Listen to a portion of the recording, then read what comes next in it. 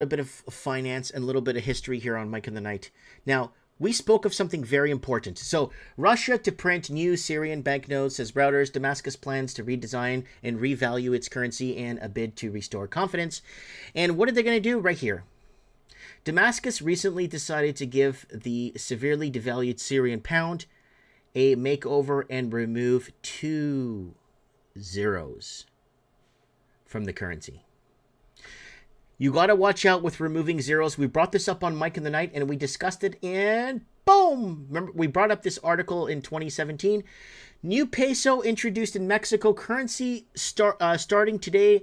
An old 1,000 peso bill is now worth 1 new peso, but both are still valued at 33 cents. And this was from January 1st, 1993.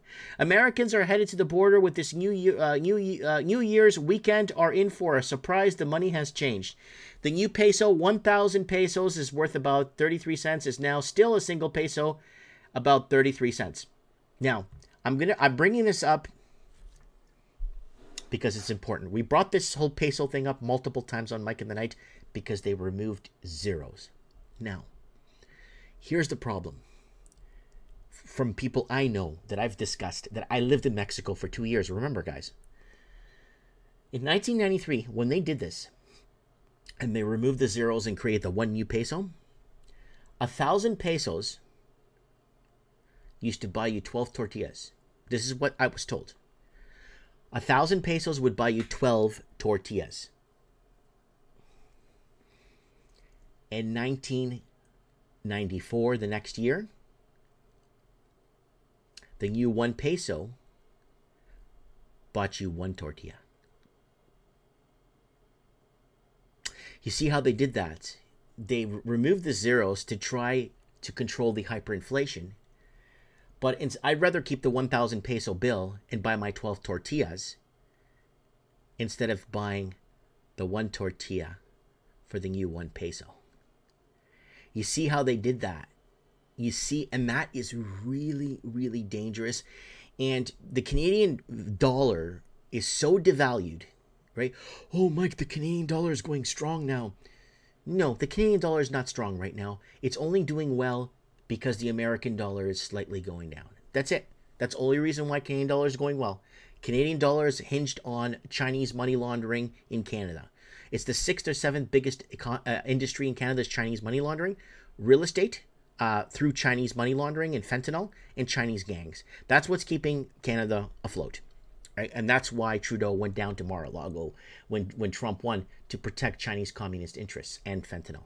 And we told you guys that we're going to stage fentanyl busts in Canada to make it look like that Canada's cracking down on its fentanyl. There's no fentanyl being made in Canada. It's coming in from China. We've been telling you guys this. And it's coming in from the Benito Juarez border there. We've been telling you guys this for years now. Southern Mexico there. Benito Juarez, 73 miles from the border, from the U.S. border. Right? Chinese have a factory there bringing in the fentanyl and shock troops. So keep this in mind, folks. But the Canadian dollar is so devalued that if they add a zero to our currency, they won't add a zero. The only way they could fix this is by removing zeros from our already existing currency. Your $50 bill will be 5. Your $100 bill will be 10. That's how bad. That's how bad things are. Canada's so far out of reach that in 1925, 1930, back in Canada in 1920, 1930, you could go with a small envelope of money this thick, this much money, and you go buy yourself a home. You could go with a little envelope with a couple of bills in it and buy yourself a car. You just walk around with just a few bills and buy yourself your home in the 1920s and 30s. Now you need suitcases and briefcases and luggage full of cash to go buy a home now. Like a big, huge, because that's where it's gotten.